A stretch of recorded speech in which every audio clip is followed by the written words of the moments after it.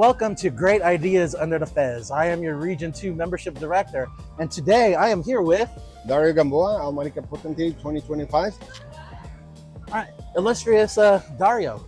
What's going on? Where are we today? So today we're in Irwindale, California, which is the place where Phoenix decorating with all the floats that are going to be in the Rose Parade will be being built over here. As you can see, this is the floats for this year for Shriners International. Curious enough, this year we don't have a Fessy on the float, and the only Fessy you're going to find is that one right there. The reason behind, so they told me, is that every character on the float represents somebody within the medical system, the doctors, the nurses, everybody who makes the magic happen, or medical centers or hospitals. And so we have volunteers from all over the place. We have people who came from Canada, from Mexico, from El Salvador, Philadelphia, just helping. You know, a lot of the stuff is, everything is handmade, everything. So that's what we're doing today here. That's awesome. Now, getting on to the putting on my Region 2 membership hat on. Now, it's December. You know, you're about to get kicked out of Almalika as potentate. What challenges did you run into this year? So we have lots of support between me and my wife, First Lady. The support was amazing. Everything that I put on my list for the year, almost everything got done. I'm leaving, you know, I have seen potentates. They're counting the days at the end, you know, 20, 15, whatever the case might be. In my case, I feel kind of sad because I'm getting to the end. There was a few things that I didn't got a chance to work on it. So hopefully to pass that on to the guy behind me and so on and so forth. You know, 1 year is not enough, you know, but I'm leaving happy for everything that we did. We have done things that we have never done before. We got more involved with the community this year. Sometimes during the times of crisis is when people get together. We had the fires in the beginning of the year. First responders, we were able to go to the capital, Sacramento, for you know, getting recognized for Almalika, and also within the city of LA. You know, we developed a very good program with the city, District 9. Almalika Shrine happens to sit right on South Central LA, which happens to be the most poor district in Los Angeles, and therefore our reach out to the community was essential this year. Our tour drive was successful. We did for the first time an event with the Veterans Affairs. You know, we got over 500 veterans that came over, you know, and like I said, you know, we have done some amazing things. We were able to transport 184 kids through our transportation fund. Here in Almalika Shrine, we believe that it doesn't matter where the kid goes, as long as it goes to a shrine hospital. If we can help, you know, some instances flipping the entire bill, sometimes half of it, whatever we can. And people are donating more to our transportation fund. By the way, you can donate, and it's a tag write-off if you need it. Great ideas under the fez.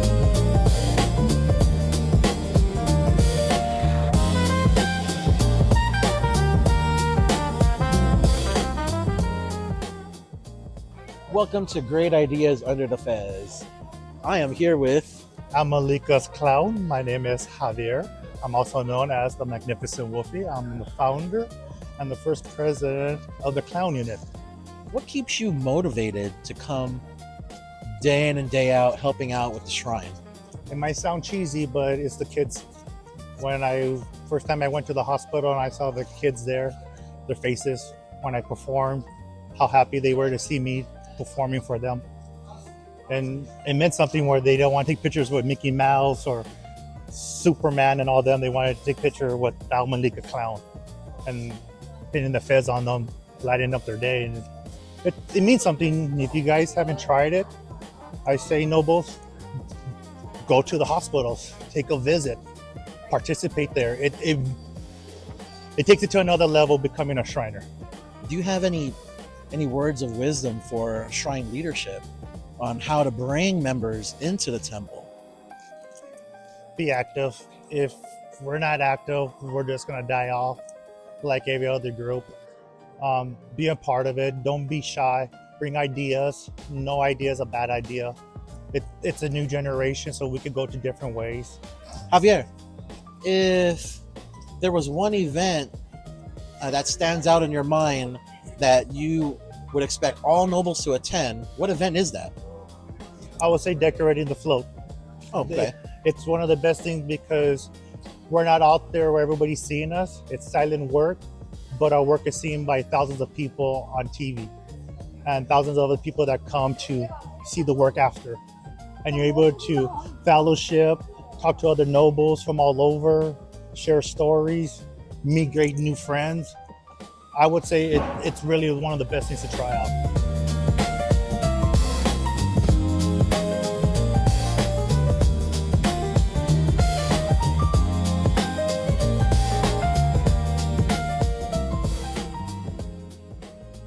Welcome to Great Ideas Under the Fez. I am here with Daniel Ceballos from Almalika. Awesome. Daniel, I see that you're helping out over here with the Rose Parade. Just regular noble, right, of Almalika. Yes. What keeps you motivated to come to volunteer for events like this, or even just go to temple events per se? Willingness to sign up to be a Shriner is part of the responsibility that one has, is to show up and to be there present in all the events. When it's for the kids, it's for the kids. When it's a toy drive, it's a toy drive. When it's a rose float, it's coming here, it's chopping up flowers, it's preparing glue, it's preparing seeds, it's preparing whatever it is that's needed to be prepared, so that what gets represented on the day of the parade looks the best that it can, because it's a representation of what we are. If you were going to give advice to temple leadership, what would you tell them to keep nobles engaged? Keep everybody in communication. Everybody needs to be informed of what the events are, where they're happening, why they're happening. And the more information that we all have, the easier it is for all of us to be a part of these events. You know, you're right. Communication is key. How do you say communication is being broadcasted right now? Do you prefer like text messages, emails, or just putting it up on the website, or all of the above? Everything. We have to do everything, because some of us are used to the old school phone call. A lot of us are text message, email. And then some of us are antisocial website lookers, and there's a little bit of everything within the groups. Say you were a potentate, right? Oh boy. What event would you throw to bring nobles in, or just have everyone engage, you know, for new and old? I would do some kind of wrestling night at No, the temple, nice. where we bring in That can get a little dicey at some temples. where we bring in a show.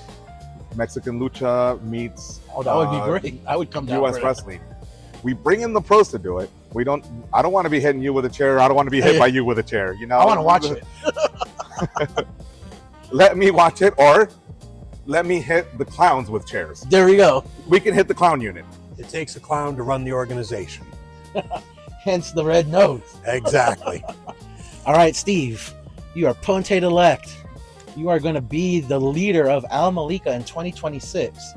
What challenges do you see facing you for 2026? Well, obviously, our number one thing is our members. Providing a good membership experience, getting our new initiated members involved into the temple, getting them active right away with either a club or a unit, but a part of it. Bringing family members in, because if you get the family to come, they will bring the nobles with them. So one of our first events after initiation, or after installation, on the 17th of January, come the 31st, we're having our Mamma Mia sing-along night for families. We're going to provide free popcorn, free pizza. Come as your favorite character and have fun singing with us. A Mamma Mia Sing-along. sing-along. We're going to put Mamma Mia on our Nobility Lounge. Provide the food, provide the fun. That sounds like a lot of fun. It's going to be a blast. And it's a free opportunity where they can come down to the temple, see the temple, and bring the family and just have a good time for free. It's to return to the nobility of having fun and fellowship. Now, you were saying that membership, you know, is going to be like one of the hardest challenges, you know, for you. Is that something that you picked up moving up the line? Absolutely. You know, our heyday, we were 40,000 members. we're down to 1,600 members, and it continues to drop. At 68, I'm right at the median for our temple of age group. So half our members are older than I am and are not as active. We need to work to bring new members in, and once we get them to come to the temple, get them involved with the clubs or a unit so that they get more active and they feel like they're a part and they're doing something. Listening to the new members, what do they want? That's really good, because then now you're adding value to their membership. Exactly. It's the return of investment to them. What are they getting for their dues? What competes against? They're going to go to those items that they feel that they're getting the best return of their investment on, where their opinion matters. And those are the things we want to give them. So we've started 3 new clubs this last year under our current potentate, Dario Gamboa. The third, one was a photography club, the other's a technology club, and our Crimson Pirates, a pirate club. And so they're having a great time. What would you say would be the event not to miss for Al Malika for 2026? Our annual fundraiser, Cigars Under the Stars. That is a good one. For all the Imperial Sirs, the nobles watching, the illustrious Sirs watching that don't know what Cigars Under the Stars is, can you just give like a quick rundown? It's one of our big fundraisers. We have a nice meal. We offer the option to purchase 3 premium cigars, and we sit around with good friendship and fellowship, where I've even known people to auction off the potentate shirt right off his back. Was that authorized or unauthorized? Well, he once it went, he went with it, and we that may happen again this year. We'll have to see. Now, lastly, the question that everyone wants to know is, when everyone comes down to SDA 2026, hosted by Al Malika, what can they expect?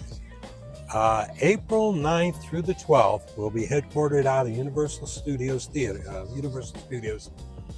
City, excuse me. You will have a phenomenally fun time. It will include tours of the Shrine Auditorium, Warner Brothers lot, the usual business meetings, some good food, access to City Walk, where we are hundreds of restaurants and places to see and do. We're adjacent to the Universal Studios complex there, so you can go in to see the movies being made, take the tram tours, ride the roller coasters, and all the fun stuff.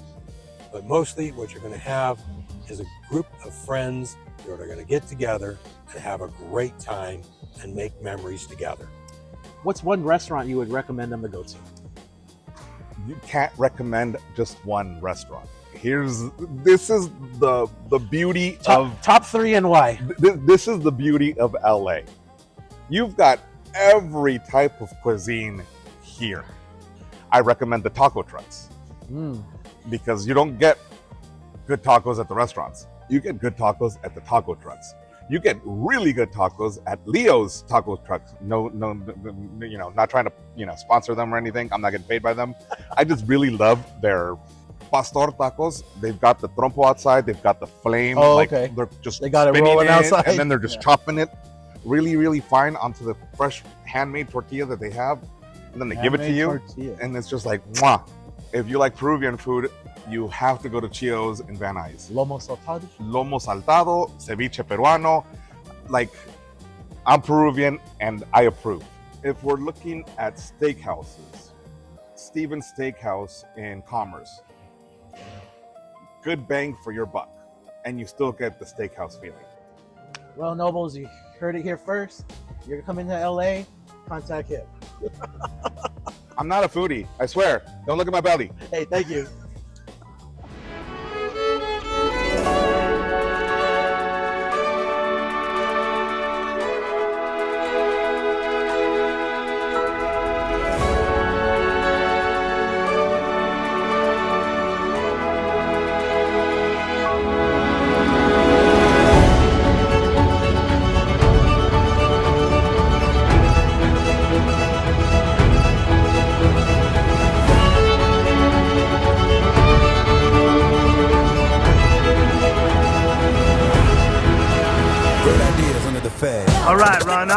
Antonio, 143rd, right? Potentate. 143rd. Illustrious sir. You know, that was a pager code back in the 90s. 143. If you guys don't know what it is, you can look it up. Google smartphone. All right. So what do you think, now that you're officially installed, your units are installed, today, what are your thoughts? My thoughts are that there is a lot of work ahead. For us to do justice to the nobility before us, this is just the tip of the iceberg. I want to bring experiences to everybody that'll bring people back, get people involved, and just find a newfound love for the shrine and bring them back to the philanthropy that we support. I will say, what an incredible venue. You got a lot of compliments this morning on the venue. Everything looks just posh, just top of the top. And that's how we like it at Asiya Shriners. We like, carrying that torch of being the mother temple of the West. Well, I'll tell you what, Noble Chico, and to the viewers, you ain't seen nothing yet. That's right, baby. We're just getting started, just rolling. Stay tuned, like and subscribe. That's right. This is just the intro, baby. Now, I noticed that a lot of shrines now, like successful temples, they're partnering with the community.